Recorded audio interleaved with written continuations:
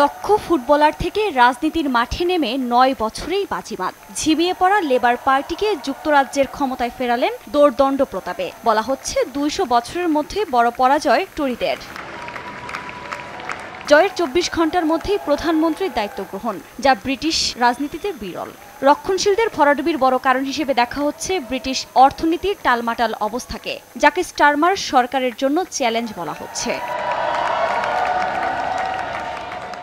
প্রধানমন্ত্রী হিসেবে দায়িত্ব গ্রহণের পর এরই মধ্যে মন্ত্রিসভা চূড়ান্ত করেছেন লেবার নেতা কিয়ের স্টারমার। প্রথম নারী চ্যান্সেলর বা অর্থমন্ত্রীর দায়িত্বে র্যাচেল রিভস, যাকে লড়তে হবে মূল্যস্ফীতি, আর্থিক কৃচ্ছ্রতা, ব্রেক্সিট, কোভিডের অভিঘাত, কর রাজস্বের পতনসহ নানা চ্যালেঞ্জের সঙ্গে।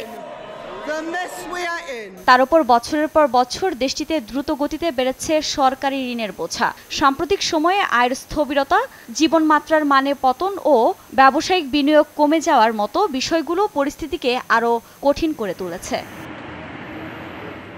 বর্তমানে যুক্তরাজ্যে ১৬ থেকে ৬৪ বছর বয়সী কর্মজীবী প্রায় ৪,২৪ লাখ। এর মধ্যে বেকার ২৪ লাখ। ইউনিভার্সাল ক্রেডিট সহায়তা দিতে হচ্ছে ৬৭ লাখ মানুষকে। দেউলিয়াত্বের দ্বারপ্রান্তে থাকা স্থানীয় সরকার, ভেঙে পড়া অবকাঠামো, দীর্ঘস্থায়ী আবাসন ঘাটতি, গৃহহীনদের সংখ্যা বৃদ্ধি ও স্বাস্থ্যসেবা অন্যতম চ্যালেঞ্জ। বিশ্লেষকরা বলছেন, বড় ধরনের অর্থনৈতিক সংস্কার ছাড়া দ্রুত এ চ্যালেঞ্জ কাটিয়ে ওঠা সম্ভব নয়। নিঃসন্দেহে এটা লেবারদের বড় জনসমর্থনের সরকার। বেশিরভাগ আসনেই জনগণ তাদের পরিবর্তনের দাবির পক্ষে সমর্থন দিয়েছে। যুক্তরাজ্যে লোকমুখে এখনো প্রচলিত ইউরোপ যাচ্ছে ডানে আর ব্রিটিশরা যাচ্ছে বামে। তবে পোল্যান্ডের কট্টরপন্থী লোকরঞ্জনবাদরা হেরেছে। নর্ডিক দেশগুলো কিংবা স্পেনে এবং পর্তুগাল ও জার্মানিতে সোশ্যাল ডেমোক্র্যাটরা বেশ ভালো করছে। দেশের জন্য দারুণ কিছু করার সুযোগ রয়েছে স্টারমারের। তবে প্রধানমন্ত্রী হিসেবে হোঁচট খেলে গণ আকাঙ্ক্ষা মুঠোয় আনার সব সম্ভাবনা আছে ডানপন্থীদের। লেবার সরকারের অগ্রাধিকার তালিকায় থাকা উচ্চ সরকারি বিনিয়োগ, নতুন শিল্প কৌশল ও নীতি সংস্কারের ঘোষণা দিয়েছে।